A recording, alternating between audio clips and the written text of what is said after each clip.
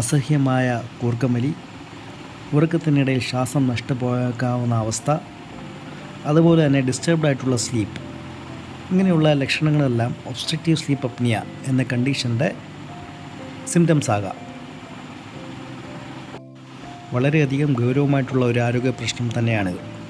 കാരണം obstructive sleep apnoea ഉള്ള ആളുകളിൽ പലവിധമായ ആരോഗ്യ പ്രശ്നങ്ങളോടൊപ്പം ഹൃദ്രോഗം മുതലായിട്ടുള്ള ഗുരുതരമായ പ്രശ്നങ്ങളും ഉണ്ടാകാനുള്ള സാധ്യത വളരെ കൂടുതലാണ്.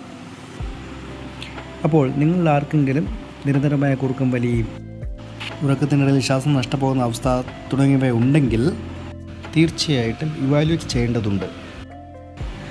ആദ്യമേ തന്നെ ഇങ്ങനെയുള്ള ആളുകളിൽ നമ്മൾ സ്ലീപ്പ് സ്റ്റഡി ചെയ്യാറുണ്ട്.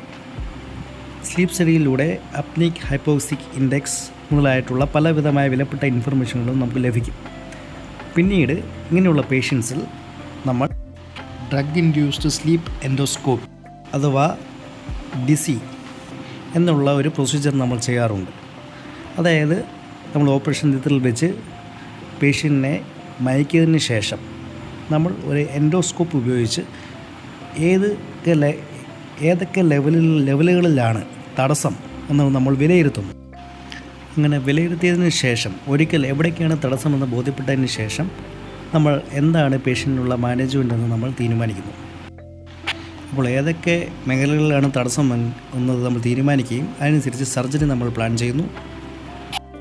അതല്ലെങ്കിൽ സിപാപ്പ് തുടങ്ങിയ കൺസർവേറ്റീവ് ആയിട്ടുള്ള ട്രീറ്റ്മെൻറ്റ് സ്ട്രാറ്റജികൾ നമ്മൾ തീരുമാനിക്കും. എങ്ങനെയാണ് ഒരു ഡ്രഗ് ഇൻഡ്യൂസ്ഡ് സ്ലീപ്പ് എൻഡോസ്കോപ്പി ചെയ്യുന്നതെന്ന് നമുക്ക് നോക്കാം.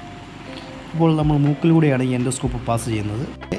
താഴോട്ട് ഫാരിങ്സ് എന്ന സ്ഥലത്തേക്ക് എത്തിയിരിക്കുന്നു, നേസോഫാരിങ്സ് എന്ന സ്ഥലത്ത് എത്തിയിരിക്കുന്നു. പിന്നീട് നമ്മൾ ശ്വാസം പോകുന്നിടത്ത് നമ്മൾ നിരീക്ഷിക്കുന്നു. അപ്പോൾ നമുക്ക് കാണുവാൻ സാധിക്കും പേഷ്യൻറ്റിൻ്റെ ഓരോ കുറുകുമലിക്കൊപ്പം പല സ്ഥലങ്ങളിലായിട്ടുള്ള വൈബ്രേഷൻ നമുക്ക് കാണുവാൻ സാധിക്കും. എയർവേ ചുരുങ്ങുന്നതായിട്ട് നമുക്ക് കാണുവാൻ സാധിക്കും. അപ്പോൾ ഇതാണ് ഡ്രഗ് ഇൻഡ്യൂസ്ഡ് എൻഡോസ്കോപ്പിയിലൂടെ നമ്മൾ നിരീക്ഷിക്കുന്നത്.